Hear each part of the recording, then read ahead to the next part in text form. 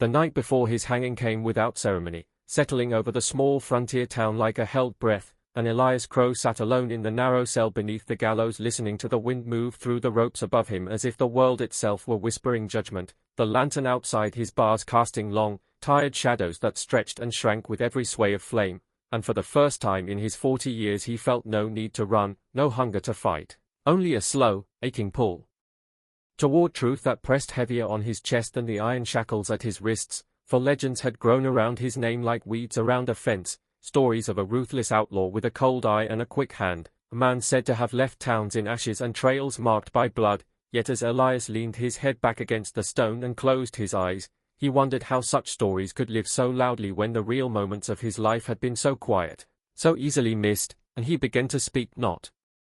to the guards who had long since stopped listening, nor to the preacher who would come at dawn with practiced words, but to the night itself, to the wind threading through the gallows, to anyone who might one day care to hear what had never been said, confessing in a low, steady voice that trembled only when memory cut too close, telling how he had not been born an outlaw but a boy named Eli from a dry stretch of land where the soil cracked in summer and hope did the same, raised by a father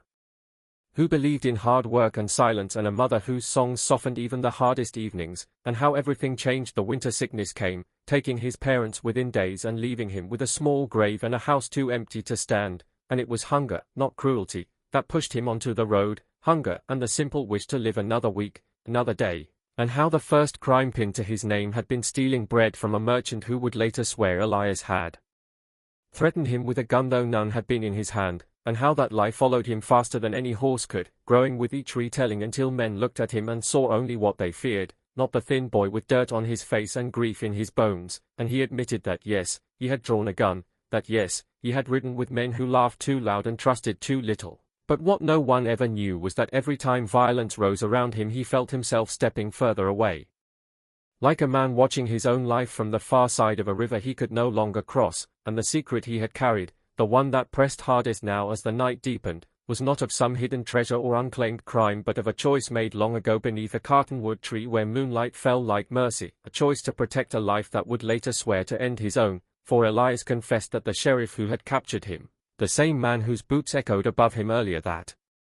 evening, had once been a young deputy bleeding in the dust after a botched robbery gone wrong, and it had been Elias, shaking and terrified, who had dragged him into the trees, bound his wound, and left him with water and a chance to live, turning away instead of finishing what others expected him to do, and that act of mercy had never been spoken of, never claimed, because Elias had learned early that kindness carried no reward in a world eager for simpler stories, and he spoke too of the woman whose name still softened his voice, Mara Linwood, a schoolteacher with ink-stained fingers and eyes that saw past the dirt and the rumors, the one person who ever asked him why instead of what, and how he had loved her not with promises but with distance, staying away from her door even when the nights were cold and the loneliness sharp, believing that loving her meant keeping the darkness of his life from touching hers, and how the worst lie told about him, the one that sealed his fate, was that he had robbed the stagecoach carrying the town's wages, when in truth he had followed the real thieves for 2 days, planning to return the money quietly, anonymously, but arrived too late to stop the blame already spreading like fire through dry grass, and as he spoke these truths the wind seemed to soften, the gallows creaking less like accusation and more like witness, and Elias felt something loosen inside him, not hope of pardon but relief at being known at last, even if only by the empty night, and he ended his confession with a steady breath, admitting that he did not fear death as much as he feared being remembered wrong, feared becoming only a warning told to children instead of a man shaped by loss and imperfect choices, and as the lantern burned lower and the sky began its slow shift toward dawn, Elias Crow rested his head back against the stone once more, his words settling into the silence like dust after a long ride, unaware that secrets once spoken, even to the wind, have a way of traveling farther than any outlaw ever could. She arrived in Red Mesa at the hour when the desert shimmered like a living thing, heat rising off the hard-packed earth and bending the distance into something unreal, and those who noticed her at all felt a quiet unease they could not name, for Eliza Hart wore her widowhood the way others wore dust, lightly and without show, her black dress faded by sun rather than sorrow, her face calm in a way that made men look twice and then look away, because her name had traveled ahead of her on whispers carried by wagons and campfires, whispers that said every outlaw who had ever loved her had died with blood in the sand, that she was cursed or worse, that loving her was an invitation to an early grave, and so when she purchased the small adobe house at the edge of town with coins counted carefully and eyes lowered, the shopkeeper crossed himself after she left and the sheriff watched from across the street with a hand resting near his belt, though Eliza noticed none of it or pretended not to, for she had learned long ago that fear spoke louder than truth and that a woman alone in the West survived best by letting men believe whatever story frightened them into keeping their distance. Yet in the quiet of the evenings, when the wind dragged its fingers across the scrub and the sun sank red behind the mesas that gave the town its name, Eliza would sit on her porch and allow herself a moment of remembering, feeling the ache that lived beneath her ribs like a second heart, remembering the men who had loved her not as legends or outlaws but as flawed, breathing souls, each one taken by violence she had never asked for and never forgiven herself for surviving. And it was on one such evening, the sky burning low and cruelly beautiful, that fate came to her door in the shape of a man collapsing into the dust just beyond her steps, his body striking the ground with a dull finality that startled even the crows from the fence line, and Eliza rose without thinking, skirts gathered in her hands, kneeling beside him, to find a stranger whose breath came shallow and uneven, a dark stain spreading at his side where a bullet had found its mark, his face pale beneath a layer of trail dirt, his hand still clutched around the grip of a revolver he no longer had the strength to raise, and for a long moment she simply knelt there, the weight of every warning she had ever heard pressing down on her, the old fear whispering that this was how it always began, with a wounded man and a choice that would end in grief. But another voice, quieter and far more dangerous, reminded her that leaving him would mean certain death, and Eliza's heart had buried enough men to know the sound of a soul slipping away, so she dragged him inside with a strength born of necessity, bolting the door against the setting sun and the watching town, cleaning the wound with steady hands that had done this before, her jaw tight as she worked, speaking softly to keep him tethered to the world though she did not yet know his name, and when he finally stirred hours later, eyes fluttering open to the lamplight, he found himself staring at a woman whose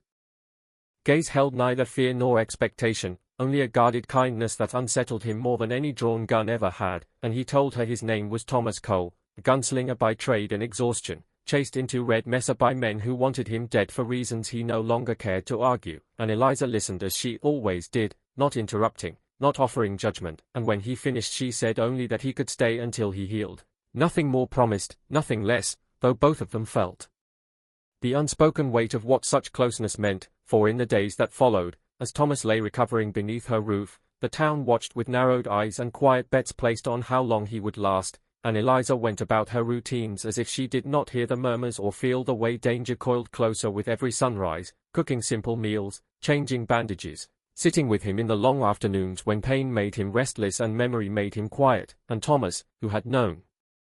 women only in passing glances and hurried nights, found himself undone by the simplicity of her presence, the way she moved through her home with purpose, the way her laughter came rarely but honestly, and he began to sense the sadness she carried, not as something fragile but as something forged, and when he finally asked about the rumors, about the men who had loved her and died, Eliza did not deny them, telling him in a voice as dry as the land that the West took what it wanted and left survivors to make sense of the rest, admitting that she had loved deeply and buried often, and that loving her seemed to invite death like a challenge thrown at fate itself, and Thomas listened, his hand resting against his healing side, feeling a pull he knew better than to trust, because he had seen what the world did to beautiful things left unguarded, yet despite his resolve, something grew between them in the shared quiet, in the evenings spent watching the sun bleed out over the mesas, in the way their conversations wandered from the trivial to the deeply personal without either of them noticing the crossing, and when Thomas finally stood again, strength returning and departure looming, the air between them grew tight with everything unsaid, with the knowledge that staying meant danger and leaving meant loss, and the night before he planned to ride out, gunmen came to Red Mesa, their silhouettes sharp against the moonlight, asking questions that carried threat in every word, and Eliza watched from her doorway as Thomas faced them in the street, refusing to draw, refusing to run, until violence found him anyway, quick and merciless, and when the dust settled and silence returned, Thomas lay wounded once more, alive but barely, and Eliza felt the old despair claw up her throat, the cruel certainty that the stories had been right all along, yet as she knelt beside him again, blood on her hands and tears she refused to let fall, she understood at last that the tragedy was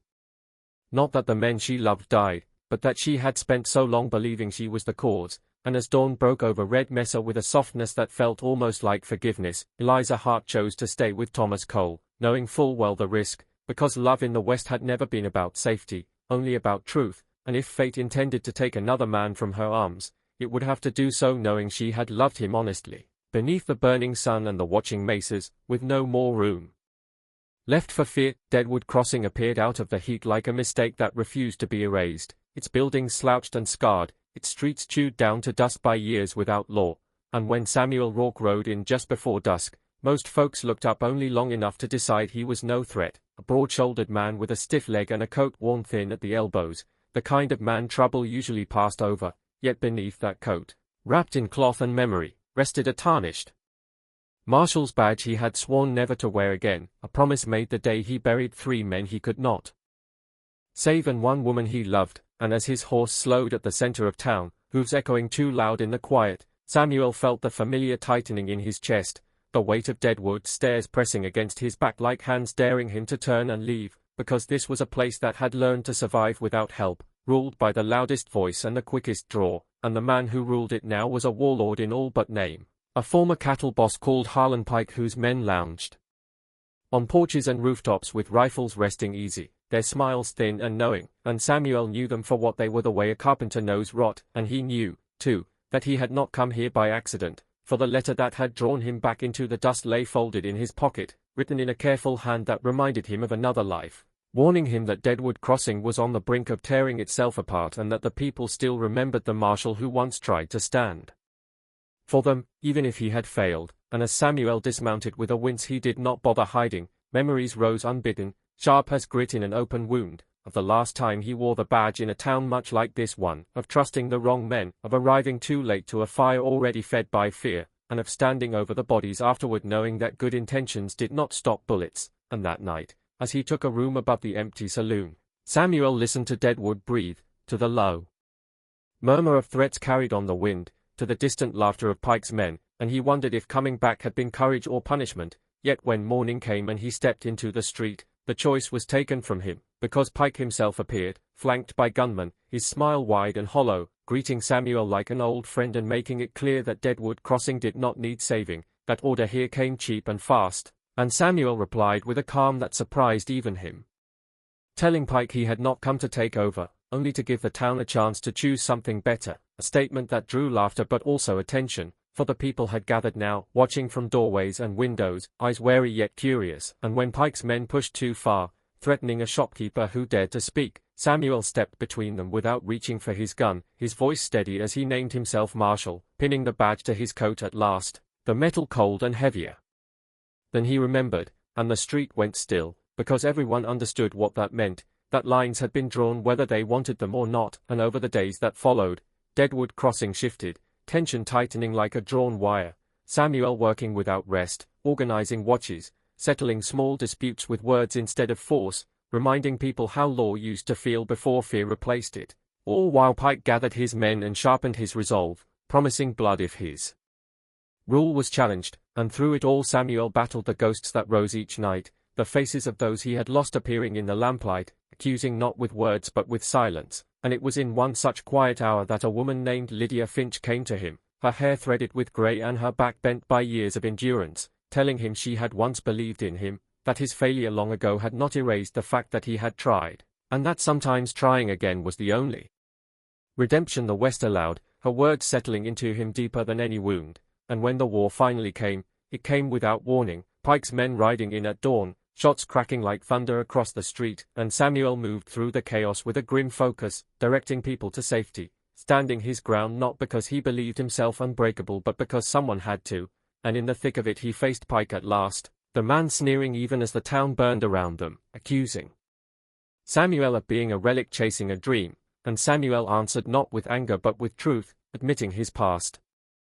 failures, his fear, and his weariness, but also his refusal to let another town fall without a fight, and when Pike was finally taken down, not by Samuel's hand but by the collective stand of the townsfolk, Deadwood Crossing fell into a stunned silence, smoke rising and hope flickering uncertainly in its wake, and as the sun climbed and the wounded were tended, Samuel stood alone in the street, badge heavy against his chest, knowing the war had been won but the cost would linger, that law was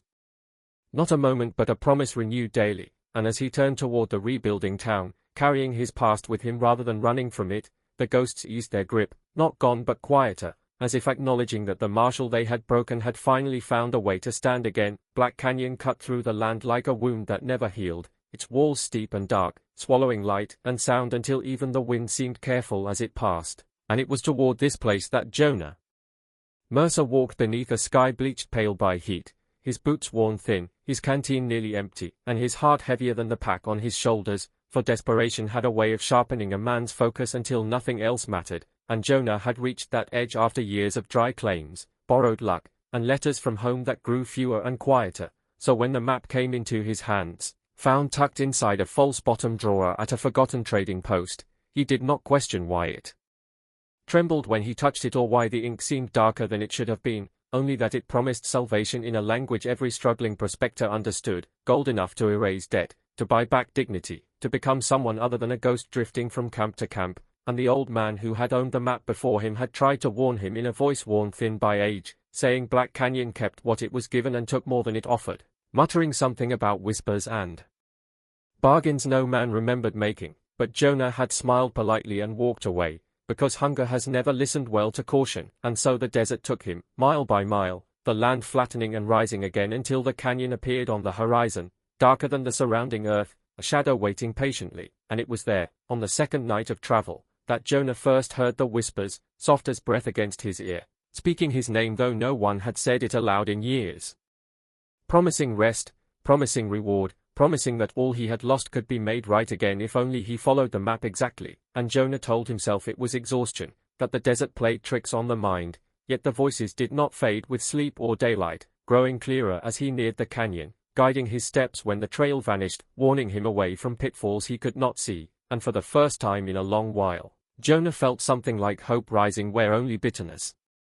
had lived. And when he finally descended into Black Canyon, the air grew cool and still, the rock faces towering like witnesses to a trial already decided, and the whispers changed, no longer gentle but firm, reminding him of every failure he carried, every promise broken, every hand he had turned away when survival demanded selfishness, telling him the gold was real, that the vein lay just beyond a narrow bend where sunlight barely touched stone, but that payment would be required, not in blood or pain, but in truth, a reckoning long overdue. And Jonah laughed nervously at that, because men who spent their lives chasing gold learned to distrust riddles. Yet as he reached the marked spot and struck the rock, his pick rang sharp and true, flakes of yellow catching the light like sudden stars. An awe stole his breath as the vein revealed itself, richer than any he had seen, thick and alive within the stone, and in that moment the whispers fell silent, replaced by a heavy quiet that pressed against him until he understood the choice laid before him without a single word spoken, for memory flooded back then, of the partner he had abandoned years ago after a cave-in, of the way Jonah had convinced himself the man was already dead though he had heard movement beneath the rock, of how he had walked away carrying both their shares and telling himself survival forgave all sins. And the canyon seemed to listen as Jonah sank to his knees, the gold gleaming inches from his hands, the promise of a different life close enough to touch, and the whispers returned not as commands but as questions, asking what a man was worth when no one watched, what riches meant if they were built on buried voices. And Jonah felt the canyon tighten around him, the walls closer now, the shadows deeper, and for the first time he understood that the devil spoken of in campfire tales was not a horned figure waiting in the dark but the quiet part of a man willing to trade his conscience for comfort. And with shaking hands Jonah gathered a small portion of the gold, not the fortune offered but enough to prove the vein existed. And then he did something the whispers did not expect, something the map had not accounted for. He buried the rest, marking the stone not for himself but for whoever might come after with cleaner hands. And as he did, the canyon sighed, a long sound like relief, the whispers fading until only his own breath remained. And when Jonah climbed out of Black Canyon at dawn, the desert looked no kinder but somehow more honest. And though he carried gold, he carried something heavier too, a story that would never make him rich but might let him sleep. And far behind him, deep within the dark cut of stone, the devil's gold waited patiently, no longer calling out, content to test the next soul brave or foolish enough to listen.